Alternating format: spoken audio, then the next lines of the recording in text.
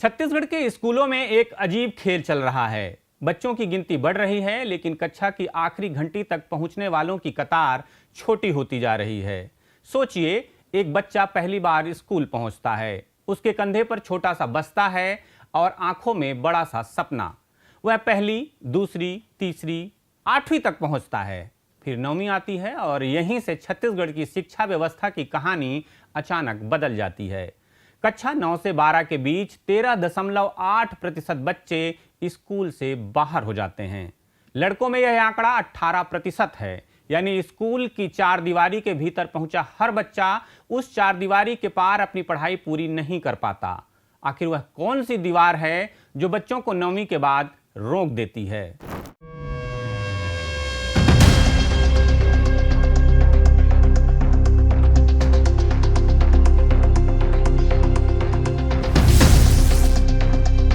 जरूरी बात में आपका स्वागत है। मैं प्रफुल्ल ठाकुर हूं और आप देख रहे हैं सीजी खबर। छत्तीसगढ़ में स्कूलों की घंटियां बज रही हैं, बच्चे रोज बस्ते लेकर पहुंच रहे हैं और सरकारी रिकॉर्ड में शिक्षा व्यवस्था भी पूरी तरह जिंदा दिखाई दे रही है।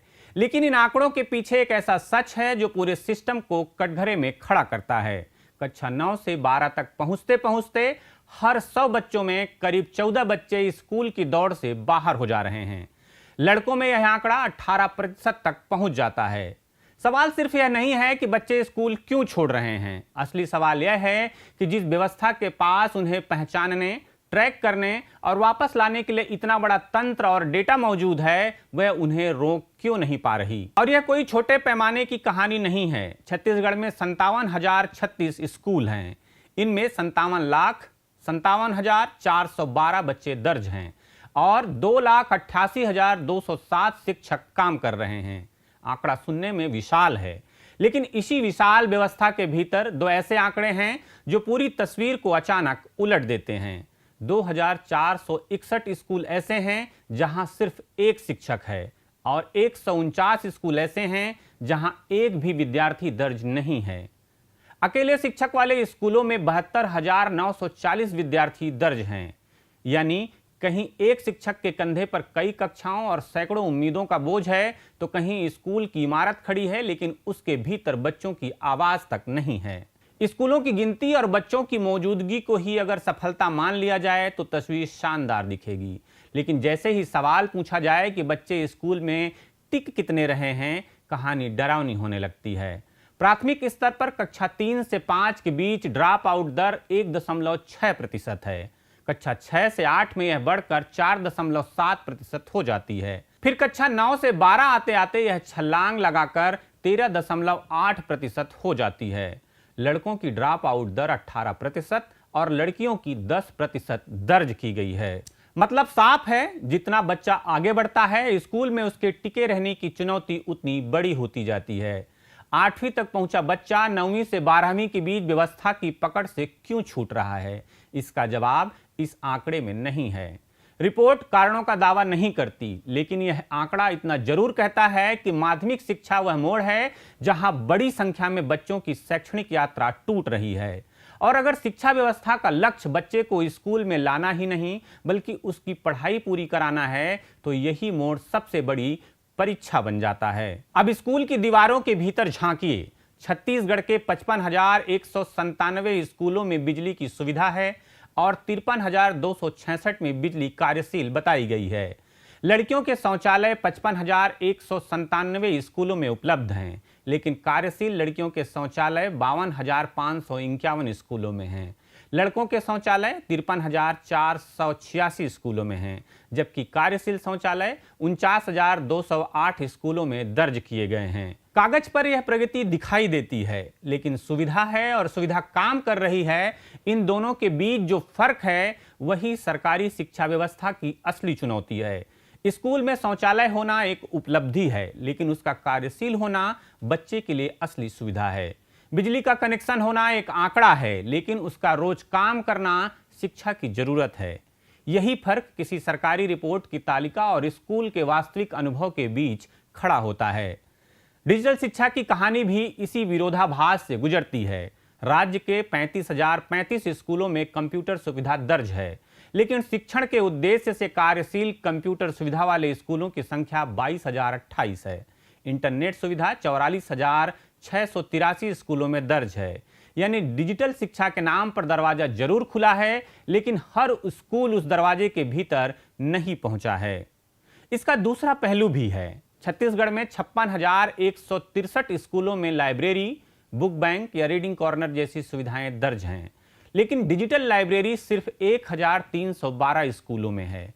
33,052 स्कूलों में खेल मैदान दर्ज हैं और पैनल वाले स्कूलों की संख्या 3,844 है। यहाँ सवाल यह नहीं कि सरकार ने कितनी सुविधाएं पहुंचाई, सवाल यह है कि इन सुविधाओं का बच्चों की सीखने की क्षमता पर कितना असर पड़ रहा है, क्योंकि अंततः स्कूल की सफलता दीवार, बिजली, कंप्यूटर या इंटरनेट की संख्या से नहीं, बच्चे के सीखने से तय होनी है। इसी जगह सरकारी और निजी स्कूलों की बहस भी दिलचस्प हो जाती है। छत्तीसगढ़ में 36,72,291 विद्यार्थी सरकारी स्कूलों में दर्ज हैं, जबकि निजी गैर सहायता प्राप्त मान्यता प्राप्त स्कूलों में 20,14,819 विद्यार्थी हैं। शिक्षकों की संख्या भी सरकारी स्कूलों में 1,86,139 और निजी गैर सहायता प्राप्त मान्यता प्राप्त स्कूलों में 99,171 है।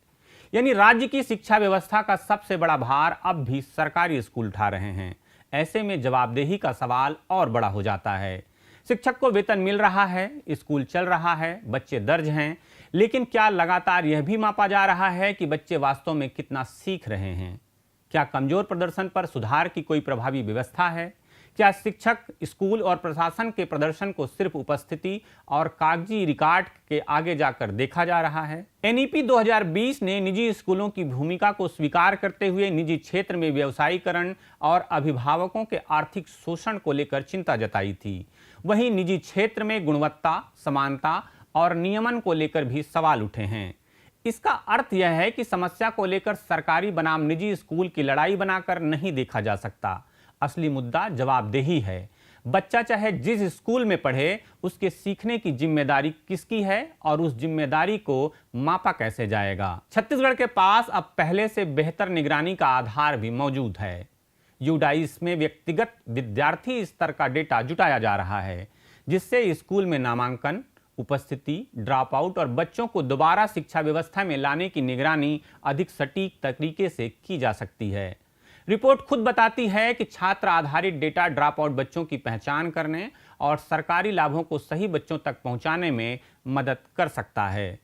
तो अब जिम्मेदारी और भी साफ है। अगर सिस्टम को पता है कि बच्चा कौन है, किस स्कूल में पढ़ता है और कब उसकी शिक्षा की यात्रा टूटती है, तो अगला सवाल सिर्फ डेटा इकट्ठा करने का नहीं, कार्यवाही का है। छत्तीसगढ़ की शिक्षा व्यवस्था आज किसी एक रंग की तस्वीर नहीं है। इसमें हजारों स्कूल हैं, लाखों बच्चे हैं, लाखों शिक्षक हैं, बिजली है, इंटरनेट है, कंप्यूटर हैं, लाइब्रेरी हैं, लेकिन इसी तस्वीर के बीच एकल शिक्षक स्कूल भी हैं, शून्य नामांकन वाले स्कूल भी हैं और माध्यमिक स्तर पर 13.8% का ड्रॉप आउट भी। यही वह जगह है जहां आंकड़े कहानी बन जाते हैं। एक बच्चा पहली कक्षा में स्कूल पहुंचता है, साल दर साल आगे बढ़ता है, 8वीं पार करता है, फिर 9वीं में पहुंचते ही कहीं उसकी राह टूट जाती है। सरकारी रिकॉर्ड में शायद वह सिर्फ एक ड्रॉप आउट बन जाता है, 1%, एक संख्या, एक प्रविष्टि, लेकिन उसके लिए यह प्रतिशत नहीं, पूरी जिंदगी का मोड़ है। छत्तीसगढ़ की शिक्षा व्यवस्था के सामने सबसे बड़ा सवाल यह नहीं है कि राज्य में कितने स्कूल हैं, सवाल यह है कि 57 लाख से ज्यादा बच्चों को स्कूल में दर्ज करने के बाद उनमें से हर बच्चे को पढ़ाई की आखिरी सीढ़ी तक पहुंचाने की जिम्मेदारी कौन लेगा? क्योंकि स्कूल की घंटी बजना शिक्षा की शुरुआत हो सकती है, लेकिन जब तक बच्चा आखिरी कक्षा तक पहुंचकर पढ़ाई पूरी नहीं करता, तब तक उस घंटी की आवाज को कामयाबी मान लेना शायद सबसे बड़ा भ्रम होगा। इस रिपोर्ट को लेकर आपका क्या सोचना है, कमेंट बॉक्स में जरूर बताइएगा। अगर आपने हमारे चैनल को अभी भी सब्सक्राइब नहीं किया है तो कर लीजिए। खबरों को लाइक और शेयर भी कीजिएगा। जरूरी बात में फिर किसी बात पर होगी बात। नमस्कार।